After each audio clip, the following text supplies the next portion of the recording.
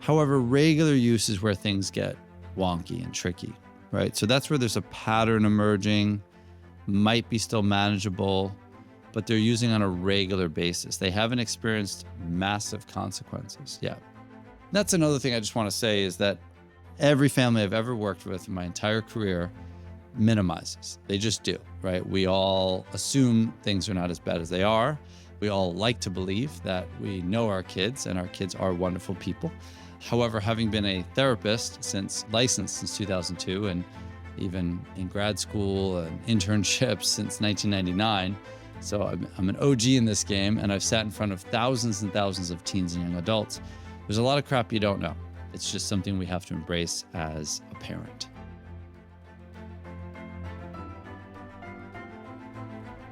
Welcome to the Four Peaks Parents Podcast with Thomas Miller.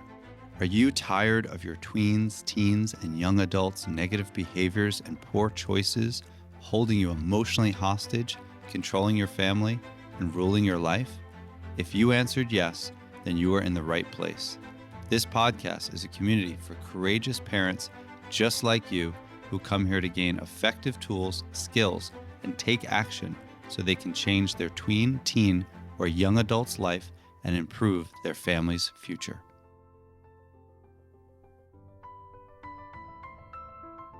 Welcome to the Four Peaks Parents Podcast with your host, Thomas Miller. Today, by request, I got an email from a mom that wants me to get into substance abuse stuff. So substance abuse stuff was kind of the request. So I'm going to turn it into a two-part series, today being the first one and next week will be the next one. And this title that I came up with is From Curiosity to Concern, Understanding the Stages of Teen and Young Adult Substance Abuse. Because there are stages, right? And so we're going to get into the typical stages of alcohol and drug use in teens and young adults, from experimentation to potential dependency, and how parents can recognize basically when curiosity, right, shifts into bigger concerns. So we're going to get into, again, what's typical, what's risky, what signals, it's time to step in. We'll get into like a whole slew of practical advice, conversation starters without pushing your child away. And we'll talk a little bit about support options. But in the next episode, we're going to get into like, okay, now we got a problem, right? And what the heck do we do? Because there's so many families that I work with every single day that have a young adult who has not launched. And a big part of that non-launching is often mental health and addiction, or both, right? So if you ever hear me say the word co-occurring, that means what used to be called dual diagnosis. That means mental health and or addiction or substance abuse disorders.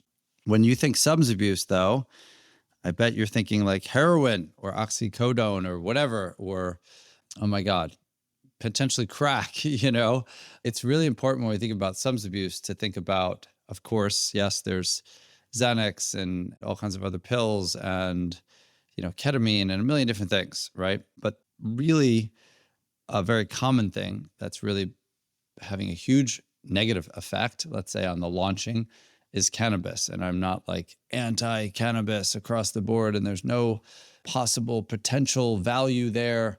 Again, there could be, not for a teen and an emerging brain, but if someone is, 40 years old and takes 2 pulls of a joint on a Friday night, sitting around a fire after having been the most productive person in the world that week and is not smoking on a daily basis and is relaxing and having 1 glass of wine as well, and the next day is a super present mom or dad and also coaches their kids lacrosse and is really active part of their company or their job or their community.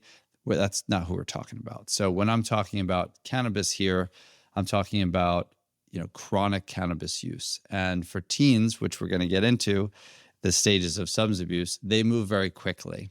So it's just really important, when we think about substance abuse, that we're not thinking about the person living under the bridge, right? There's, of course, that person that is deep, deep, deep into physiological and psychological dependence. But I just want you to think about your teen, your young adult, because most substance abuse issues start with a solo cup, as in, drinking alcohol, right? Or start with a vape or start with cannabis. And that's not to say that any teen, or every teen, I should say, that has drank becomes, right, certainly an alcoholic, or any teen that has smoked pot or is vaping pot, that they in fact now have, chronic dependence toward cannabis. But, big but here, folks in the industry, I literally just helped a family do a very successful intervention a couple weeks ago. And thanks to this interventionist, who I may or may not get on here in the future, big fan, that person is alive. They're in treatment, and so far so good, right? They're totally got a long way to go to get out of the woods. But the big majority of my families that are struggling with that 23, 25, 26-year-old, 28-year-old, 22-year-old, 18-year-old who hasn't fully stepped into adulthood and is ostensibly taking up space and gathering way too much kind of mold and mildew and moss, let's say, right? It's like a rolling stone gathers no moss, but a stagnating stone, right, gathers potentially a lot of moss. So that young adult, most likely mental health and or substance abuse is somewhere a part of their picture. And so again, when you think about substance use, I don't want you to think again about the most extreme thing. And so do not minimize the impact that cannabis can be having on your child's young emerging brain, especially with the ridiculous high doses of cannabis percentages that exist that kids are smoking, particularly in cannabis carts, right? So, we're looking at now in the 70s, there's 72%, 77%, 79%. I have a client I just started working with who I'm helping the family, of course, with their young adult, and got to meet the young adult, and he is smoking 92% THC, 92%. That's crazy compared to way back in the day when I can say my parents, and that generation, they were smoking like 4 to 7% THC. And then my generation, back in the day, in the early 90s was about 7 to 9, 10, maybe tops 10% THC. So to jump to 72%, 77%, 79%, 92%, which is more often than not THC wax, that's a very significant difference on a young emerging brain. So again, today's episode is primarily about, should we be concerned? What is the difference between curiosity? What's the difference between these stages? When do we have to kind of really get involved? So we're going to get into that. But I first just wanted to really stress that, again, let's think about alcohol. Let's think about cannabis. Let's think about vaping. Let's not be, of course, there are pills that are highly concerning, ecstasy, Molly, et cetera. All of those things are also potentially on the scene. But we do not want to minimize and assume that everything our kid is doing is quote unquote normal and typical with their peers, right? So as we know, curiosity, right, is a part of being a teenager. It's like a developmental, normal part of their development, right? It's how and why kids use that really matters to me. A child that is using by themselves in isolation, particularly drinking alone, has a real different feel than social drinking. I'm not in any way minimizing social drinking and saying that that's super healthy and there's no issues there or risk factors. There certainly are. Someone could be at a party with their friends and they could be blacking out. That's highly problematic, right? So blacking out socially doesn't mean, right, that behavior is super healthy. However, if someone is isolating and drinking by themselves, who's a teen, who's wired for connection, which teens often are, teens and or young adults, that's something kind of funky going on there, right? A lot of teens that I work with, oh my God, over the last 23 years, who are using cannabis can smoke by themselves to go to sleep. Is that inherently biggest red flag? It really depends. Are they smoking every single night, right? Is this something that they started with as an occasional, which we're going to talk about, occasional pattern? Now all of a sudden it's becoming a regular pattern, i.e. every night, right? How much are they smoking, right? How quick are they going through a cart? There's a big difference between, I have a client right now who smokes a cart, as in a weed cart or a cannabis cart, in about 2 to 3 days. It's very different than a client who smokes a cart in about 30 days, as in once a month, right? or is it every other week? Those are very different behaviors. One, to blow through a cart in 2 to 3 days, you're probably smoking at least 4 times a day for, a longer session, right, of smoking. So that person is pretty much close to high 24/7, right? That's significant, very significant. So things that we really want to watch out for, these are like huge for me, is changes in mood. So yes, you have a moody teenager on your hands and you're like, every day it feels like there's changes in mood. However, if all of a sudden, that mood is all over the place, they're depressed and now they have high energy, or they have high energy and now they're kind of depressed. They're just constantly shifting, right? Moods.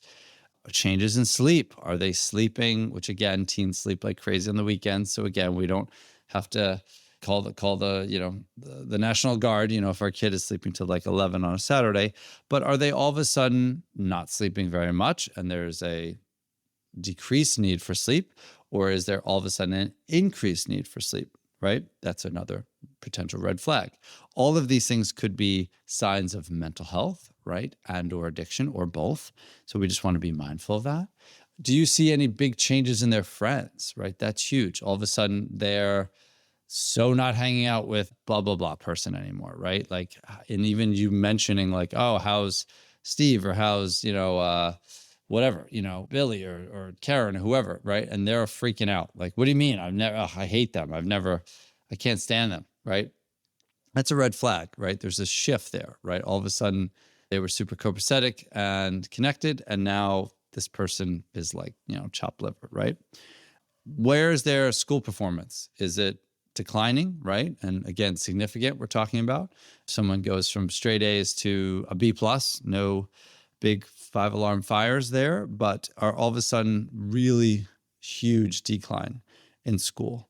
Are they more secretive than they already are? Again, you got teenagers on your hands, so they're already going to be pretty freaking secretive and defensive. Oh my God, every time I ask the most benign question, it's like, whew, I get so much pushback and defensiveness. And that's part of having 2 teens right now, right? That's normal. Are there physical signs? Meaning, obviously, if you have bloodshot eyes, do they have slurred speech? Are there unusual smells emanating from their room or from them, right? Those are big red flags. Again, what we want to figure out here is, where are they in the stages of substance use? Because there's 5 common stages. And what a lot of families do that I work with is they minimize or they justify. And so we don't want to assume that every child in America, right, is just experimenting, nor do we want to assume that every child or your child is at a place of addiction or dependency. You got to think of it like a train. I use this analogy a lot. When the train is on the tracks and it's going, let's say, wherever you are listening to this, it's going toward Houston, it's going toward LA, it's going to New York City or Boston, or it's going toward London, or it's going to, wherever, Moscow, right? Wherever you're listening to this. The train could stop. It could stop at whatever stage. It can be hard, depending upon how close, let's say, if Moscow or New York City or Madrid represents dependency. It's very hard if the train is at risky use or right before, let's say, dependency, for the train to go backwards. It can be very hard because we're dealing with very supple brains that have not, if we're talking about teens or young adults, they don't have a fully formed frontal lobe until about the age of 25, on average. Men and women are a little different. So there are these really important, right, neural pathways that are being laid down in these tracks in a young adult's brain. So it can be very hard if those tracks, are really solidified and concretized for that young person to be nimble, agile, malleable enough to get on and off that train, or to have that train go backwards. So the first stage is experimentation. That's just trying something out of curiosity or pure influence, right? Everyone's doing it, gave it a whirl, tried smoking cigarettes. I tried vaping nicotine. I didn't really love it. Tried alcohol for a little bit. Wasn't really my thing. Tried pot, right? So on and so forth. Social or occasional use, that's using whenever there's kind of this consistent now thing happening. Could be every time I'm with my friend, every time I'm with Janice, or every time I'm with Isaiah, or every time I'm with whoever, or every time I'm with my cousin, this is when I start doing that. So that's occasional. So a lot of times that might be using at parties or social events or things like that. It's tricky because, right, birds of a feather flock together. And if every time I'm with Mike, or every time I'm with, the lacrosse team, or every time I'm with the football team, or whatever that is what we do. This is who we are. There's an identity that's being formed around that. So that's still, something to watch, not necessarily like crazy concerning yet. However, regular use is where things get wonky and tricky, right? So that's where there's a pattern emerging, might be still manageable, but they're using on a regular basis. They haven't experienced massive consequences yet, or consequences. And that's another thing I just want to say is that every family I've ever worked with in my entire career minimizes. They just do, right? We all assume things are not as bad as they are. We all like to believe that we know our kids and our kids are wonderful people. However, having been a therapist licensed since 2002, and even in grad school and internships since 1999, so I'm an OG in this game, and I've sat in front of thousands and thousands of teens and young adults. There's a lot of crap you don't know. It's just something we have to embrace as a parent. There's a lot of crap my parents didn't know that I was doing. There's some crap, or a lot of crap, I don't know that my kids are doing, right? Now we can close that gap, and we can be relational and present and increase connection, which is the biggest protective factor that we can offer our kids, obviously. But we have to embrace there's a lot of crap we don't know. So again, one thing we just don't want to assume is that everything is experimentation, and or that there's no consequences. And a lot of times when I talk to families, and I've, done hundreds and hundreds of speaking engagements and presentations. I'm doing one tomorrow evening to a group actually out in California, which is exciting. Families, when I say, what constitutes a consequence or too much, families always go to like the craziest thing, like DUI, or, failing all their classes, or getting kicked out of school, right? But think about it. If you're a teen and you drink too much, and someone takes a photo of you and posts that crap on social media, or you potentially cheat on your boyfriend or girlfriend, or your girlfriend or boyfriend cheats on you, or you make a fool of yourself, right? That's a big consequence. And that's what's called a loss of control. So what's interesting to me, and I do this all the time when I talk to families, but definitely when I talk directly even to teens and young adults, because I still have a bunch of teens and young adults in my practice that I see for weekly therapy, which is outpatient, right? And we'll talk about levels of care in the next episode, and what really are those levels of care, and how do they work, and how does someone, benefit, or what is required, what's called medically necessary for this level versus that level. But a lot of times, again, families will think of the most extreme consequences. So realize that with your kids, it's a good lever to pull on and to help them say, hey, if your performance dropped a little bit in cello, or if all of a sudden you weren't really on track to make varsity for swimming, or, all of a sudden your friends are like annoyed by you and they're like having to babysit you, would that be problematic? Or, would it be too much if you are creating some drama, and, anxiety, right? The next day when that's a classic, right? Young adult anxiety. Anyone who's a teen or young adult who's drank has had anxiety, right? Being slightly hungover the next day and having anxiety because not sure if you made a fool of yourself. And that's obviously exacerbated if you blacked out, because a blackout means that there's periods of the night that you literally don't remember.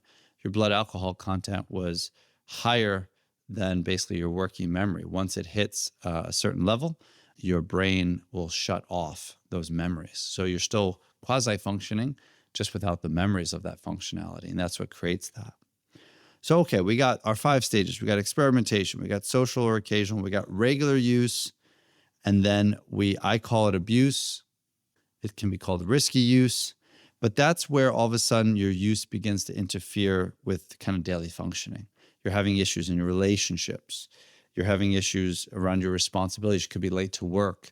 You may have lost control over the amount one intends to consume, right? So that's one of my favorite questions to ask young people is, when you look at the definition of abuse, it's pretty simple in the sense that you can distill it down to using despite consequences and or loss of control over the amount one intends to consume.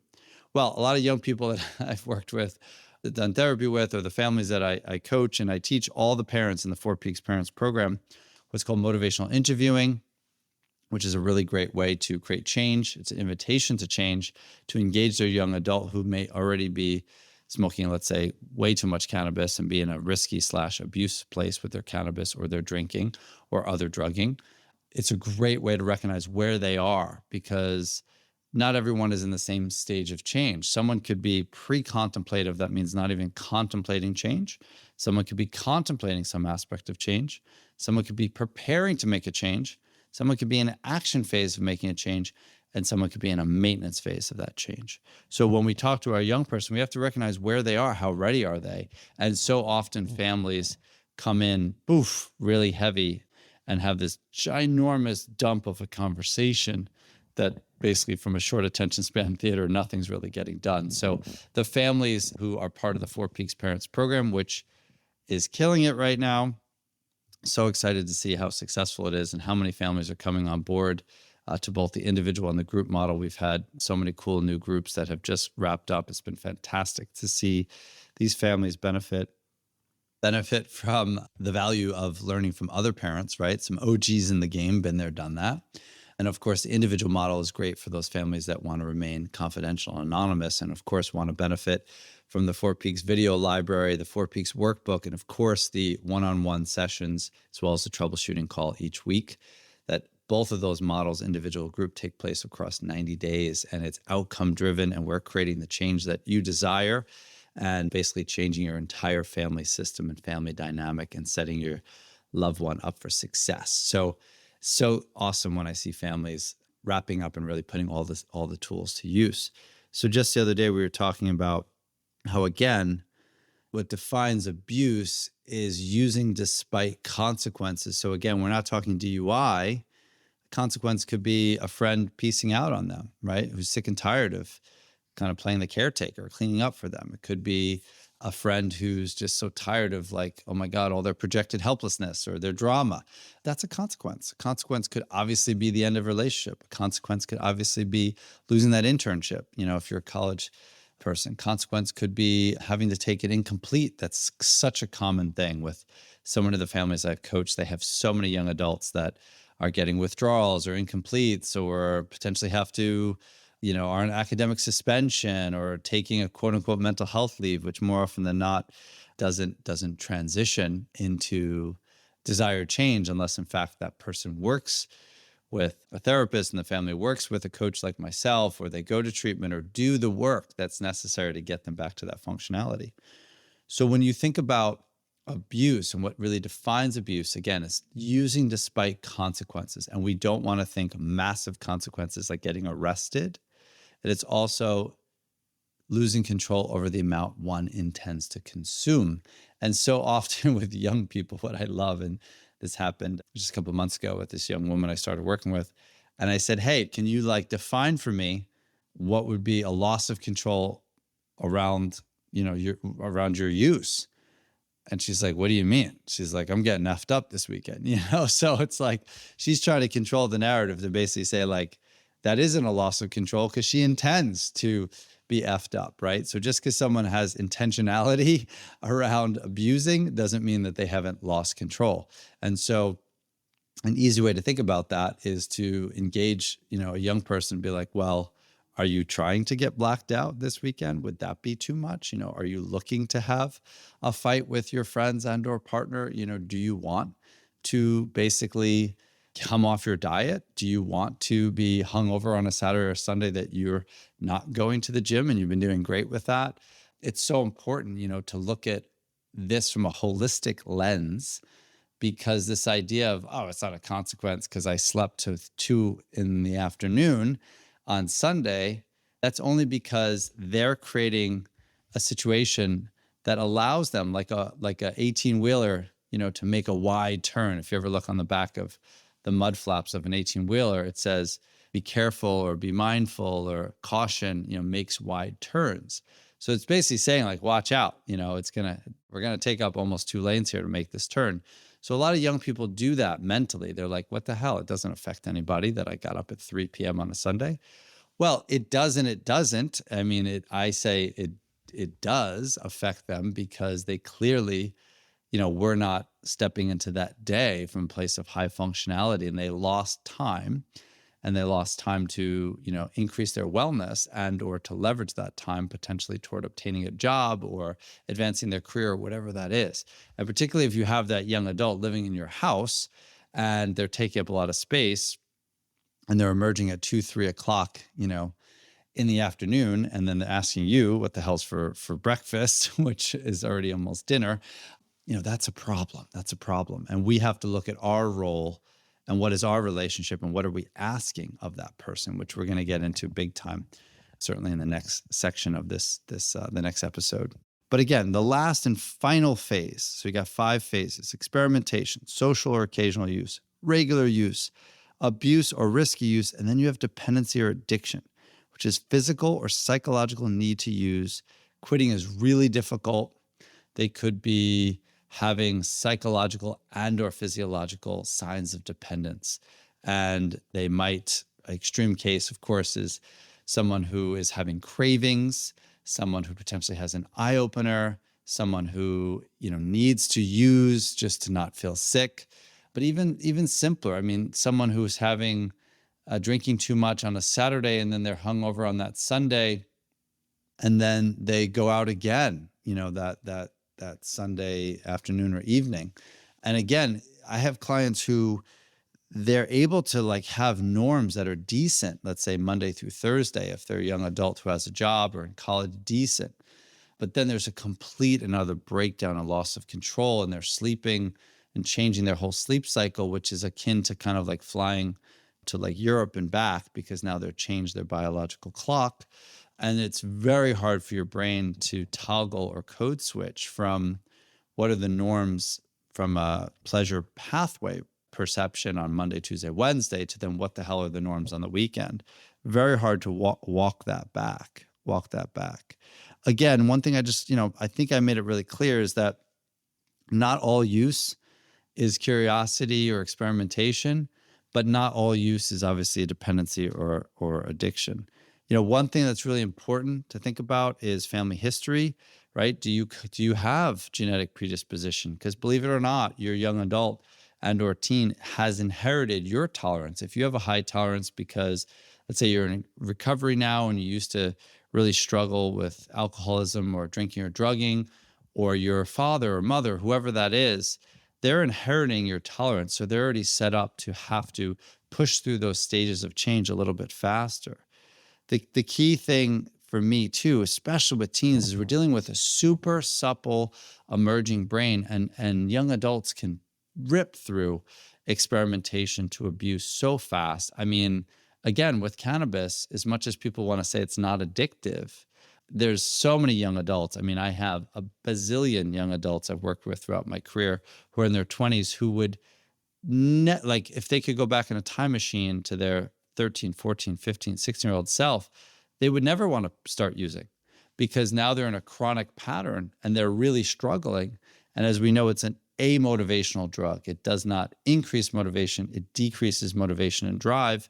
And they're having a hard time, right, getting going now. And those delays and those pause buttons in their development are kind of kicking their butt now, because, developmentally, they actually might be kind of at a fixation point in their development. They might be stuck a few years back.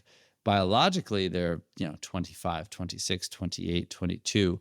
But developmentally, they might be that of a 17, 18, 19-year-old, because they didn't have to go through those difficult moments where they had to develop life/coping/ emotional resiliency.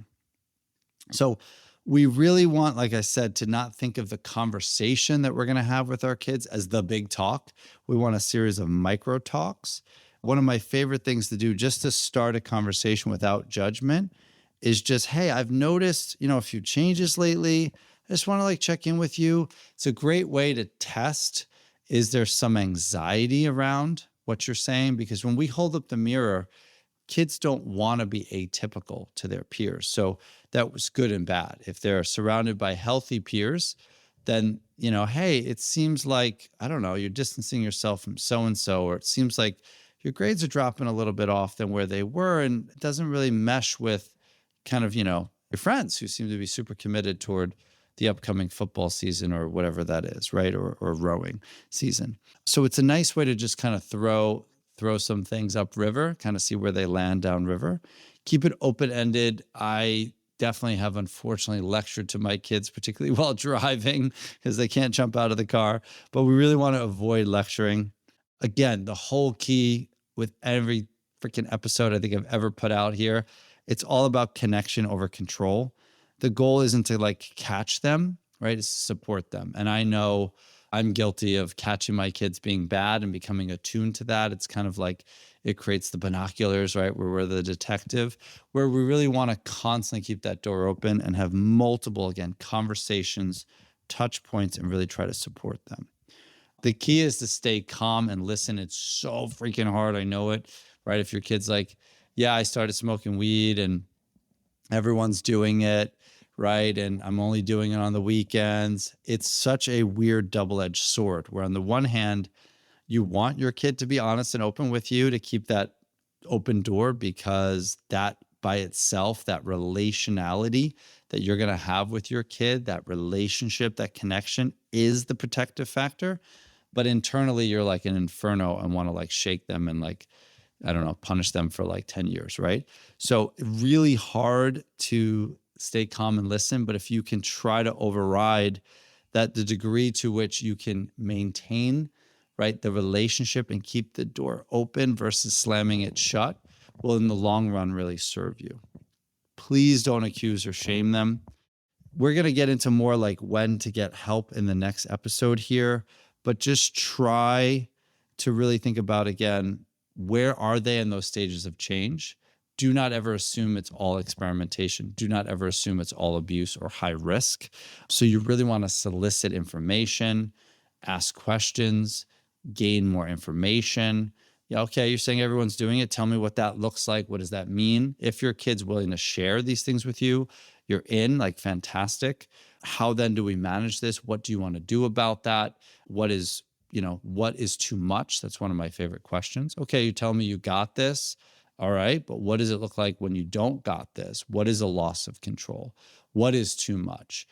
We don't want everything to go underground because, again, if there's secrecy, that's where obviously addiction lives. If you really think about dismantling the tools of addiction, secrecy is right up there. Secrecy is a big one, right? Lying, stealthy behavior, things on the down low, right? Shame, isolation, that's eventually where addiction goes, right?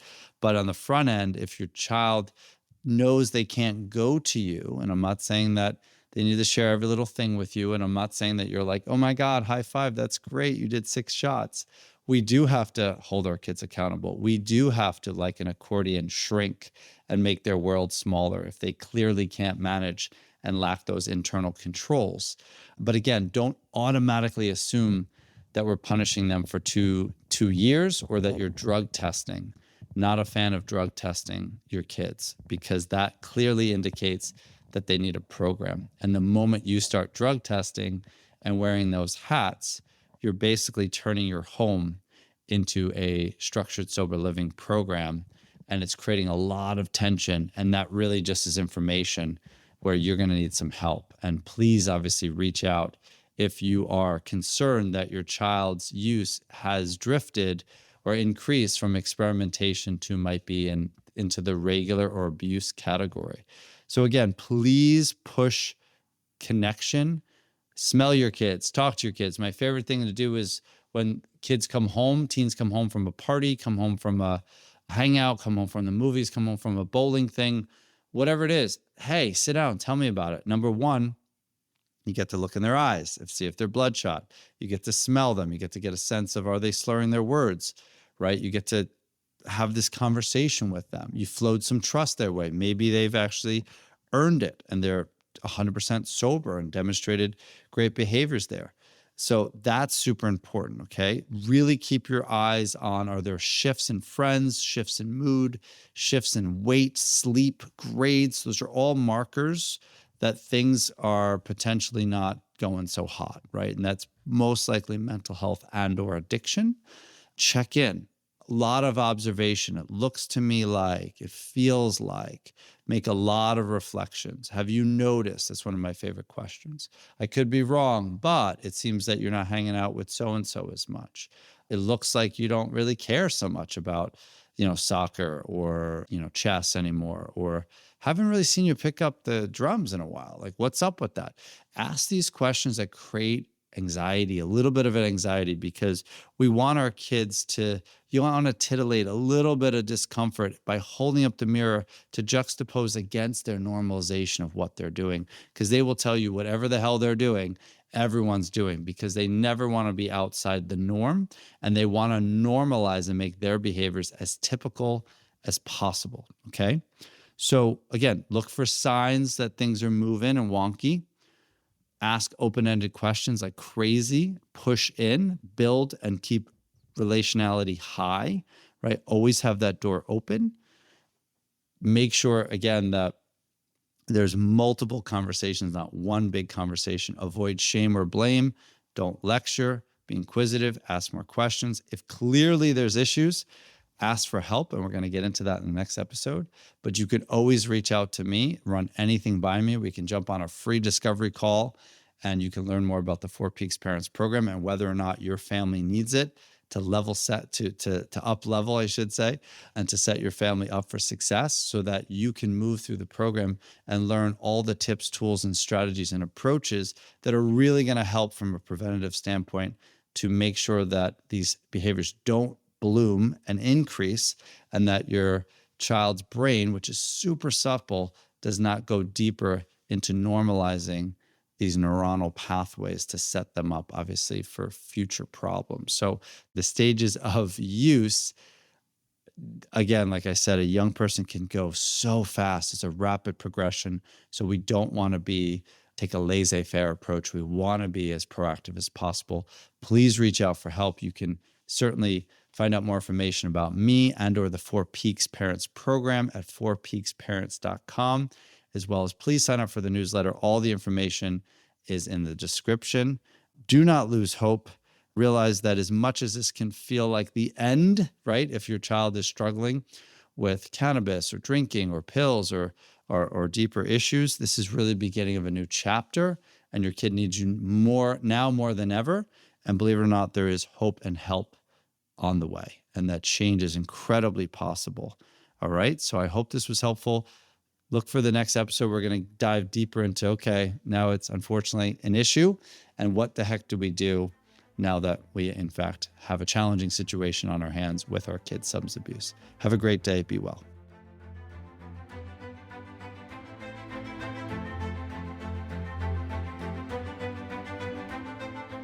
Hey everyone, Thomas here.